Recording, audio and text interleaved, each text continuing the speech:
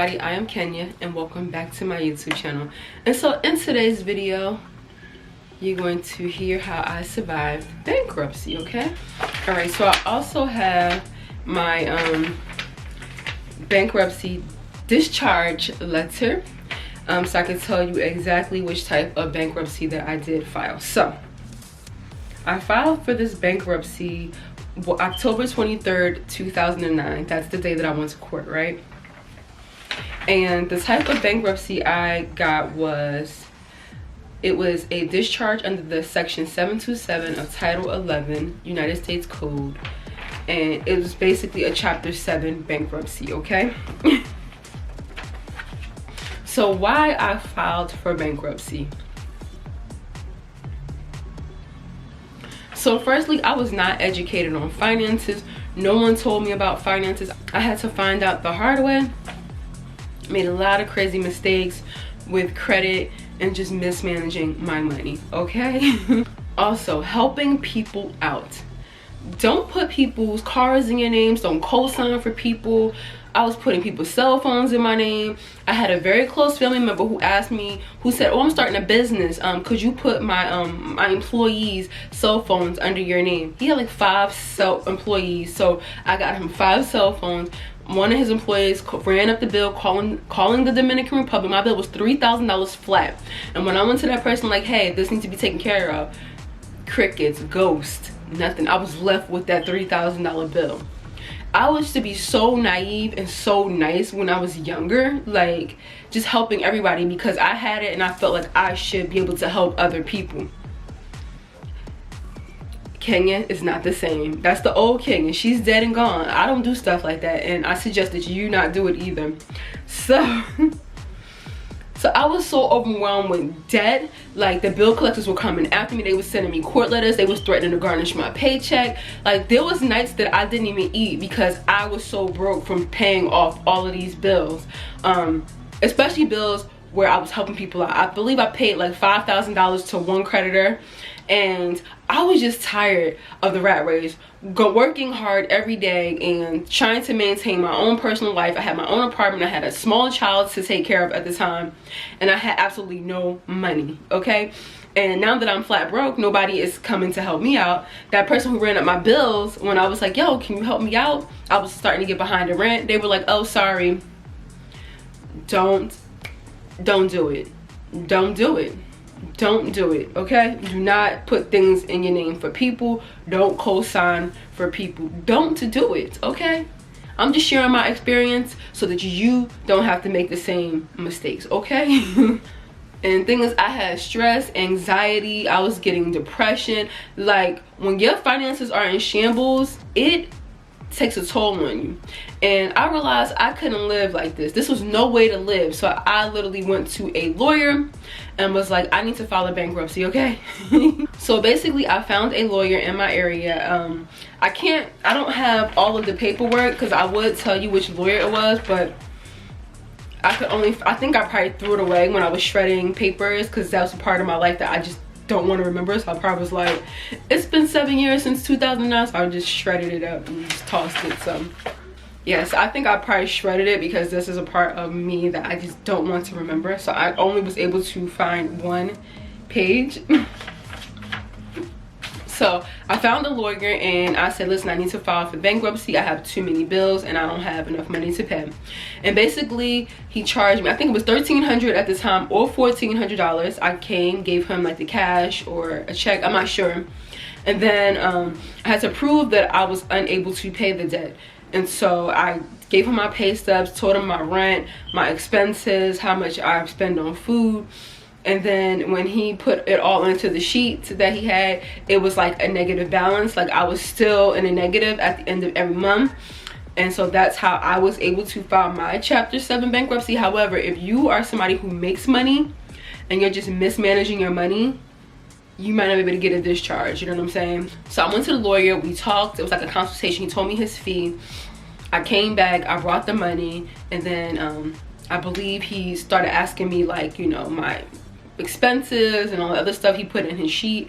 And then his secretary called me a week or 2 later, like, hey, this is the court date. We went down to court. and it was like a real, it wasn't like a courtroom, it was like more of like just a room, and like the judge was just sitting there with like his secretary and a court recorder, and it was like a bunch of people in there, I'm guessing, doing the same thing, filing chapter 7s or chapter 11 bankruptcies. And then I just went up, it was like very quick, like I just went up to the judge, and he was like, do you want to file bankruptcy? I was like, yes. And then he asked me like a few questions, I can't remember what the questions were, and then that was it. And then my lawyer called me like, all right, everything is settled, you're gonna get a letter of discharge in the mail. So I got the letter.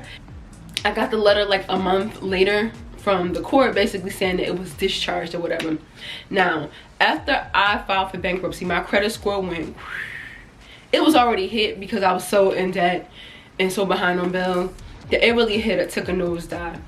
I could not secure an apartment rental because people were not messing with me with a bankruptcy on my credit report. You hear me?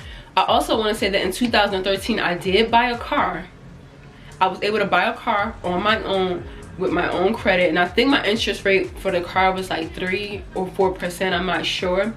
And at the time, my credit score was a 710. So right after that bankruptcy, I feel like I got 2 unsecured credit cards, and I was starting to build up my credit after that. And then my credit was a 710. I remember when I went to get the car loan, but I didn't get the car loan through the dealership's bank. I had to go through like Ally Bank, or Ally, however you say it. And so I had to get separate financing for my car. Normally people just go when they might get like Nissan or whatever Honda they're financing, but I couldn't get that. I had to get a different one. Also, I have my paper here, and I just want to just read some facts to you about bankruptcy, just in case you are considering bankruptcy and you're thinking like, oh, what's the pros and cons? Like, what am I gonna lose? Is it gonna affect me? Like, is it worth it? I'm about to tell you. Okay, so there's hella kids outside playing. So when you hear some kids playing and yelling, yes, they right next to my window. So just ignore that, okay? So let me tell you debts that are discharged, okay? So the Chapter 7 discharge order eliminates a debtor's legal obligations to pay a debt that is discharged. Most but not all types of debts are discharged if the debt existed on the date the bankruptcy case was filed. If this case began under a different chapter of the bankruptcy code and converted to Chapter 7, the discharge applies to debts owed when the bankruptcy case was converted. So if I decide on October 23rd, 2009, I'm going to file bankruptcy, and I give the lawyer you have to give your lawyer all your bills that you want to be discharged. So you got to go collect all your bills. Like if you owe T-Mobile, you owe Verizon, you owe this person, you have to give that lawyer all of those debts, and they send your information to all of those creditors, basically saying that your debt has been discharged. You get me? And so if I had already submitted all my debts on October 23rd, 2009, and then November 1st, I'm like, oh, I got a new debt that I had accumulated. Nah, sweetheart, that's not going to be included, okay? So that's what that is. So debts that are not discharged, okay, this is very important. Some of the common types of debts that are not discharged in the Chapter 7 bankruptcy case are debts for most taxes. So you owe property taxes, income taxes, you still on the hook for that, okay? Debts incurred to pay non-dischargeable taxes. Debts that are domestic support obligations. So you owe that spousal support, you can't get that discharged. Child support, you can't get that discharged, okay? That's for most student loans. Now, this does not apply to private loans because I did have a private loan that I got discharged, okay? And I believe that Sallie Mae is private. People don't realize that, but if you file bankruptcy and you include a Sallie Mae, for the most part, I believe that could be discharged. Now, if you are well-versed on bankruptcies, let me know if that's not the case, but I do feel like it is. That's not one of the loans that I did have discharged, but it was another private loan, and I can't remember the name of this private loan company. It was so long ago that I got the loan, okay? So debts for most fines, penalties, forfeitures, or criminal restitution obligations. So if you were involved in fraud, credit card, you running up people's credit cards, and then you got busted, and then that judge told you you need to pay restitution, that cannot be discharged in a bankruptcy court. You have to pay those fees. You have to pay those obligations. that can't be discharged. Debts for personal injuries or death caused by the debtor's operation of a motor vehicle, vessel, or aircraft while intoxicated. So I know I had a friend who was driving drunk and he crashed into somebody, and that person felt like they didn't get enough money from the insurance company because they incurred so much pain, and it was just such a disaster on there, and they ended up suing my old friend for additional monies, you know. And if he wanted to file bankruptcy and try to have that dismissed, it wouldn't be, because those are debts that he incurred while driving drunk. So yes. So some debts that were not properly listed by the debtor. So when I'm submitting all my debts to my lawyer, if I don't properly list all of the debts, I gave wrong account numbers for certain debts, then that's that one. So once the judge sends you a discharge letter and you realize that that particular debt wasn't discharged and you still are obligated to it, that means that it wasn't listed properly when you submitted all your paperwork to your lawyer. So also debts that the bankruptcy court specifically has decided or will decide in this bankruptcy case are not discharged. So it's up to a judge to say yes, these debts can be discharged. Now if a judge decides no, this debt right here, we're not discharging it, you're still on the hook for it, then oh well. Debts for which the debtor has given up the discharge protection by signing a reaffirmation agreement in compliance with the bankruptcy code requirements for reaffirmation of debts. Okay. Also, debts owed to certain pensions, profit sharing, stock bonuses, other retirement plans, or to the thrift savings plan for federal employees for certain types of loans from these plans. So if, I don't know, I know some people might borrow against their pensions and things like that, and maybe they want to add that into the bankruptcy court, like, oh, they don't want to pay that money back. That can't be added, sorry. Or if you collected pensions that weren't yours, or you might have got an overpayment with your pension or something like that. I know my aunt had a accidental overpayment and she had to like pay it back. That can't be put into a bankruptcy.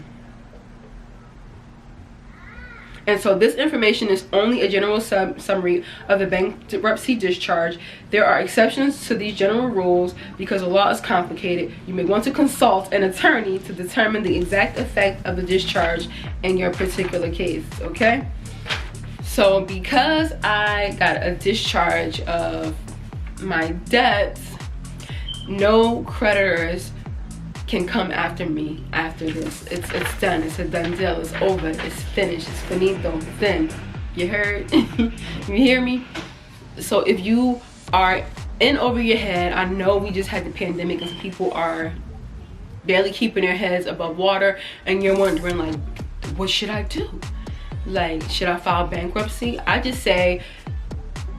I'll say this, I would suggest that you contact an attorney, reach out to an attorney and discuss your options with that attorney before you make such a move as to file bankruptcy. Now, this bankruptcy stayed on my credit, I feel like, until 2019. That's when it fell off and I stopped seeing it on my credit report. 2019, so now I am clear and I'm good, and understand that I am very cautious with my credit. I am smarter and I am doing much better financially. So that was just something I had to go through when I was younger to get where I am today. So yes, I did survive a bankruptcy. It was pretty hard and I did have some challenges, I'm not even going to front. However, here we are now, and since I know better now, I'm going to do better. And so I just wanted to share this with you guys because finances is very important. I mean, cash is cool, it's important, but credit is king. You need to have superb credit to get, it seems like anywhere, if you live in the US. You want an apartment, you want a house, you want a car, like everything is based on your credit. I can't emphasize it enough to make sure that you keep your credit intact. So you don't have to go through things like I did, you know? And yeah, with that being said, I want to thank you for coming to kick it with me today. And if you found this video helpful, give me a thumbs up and come on back again for another video. So I will see you in another video.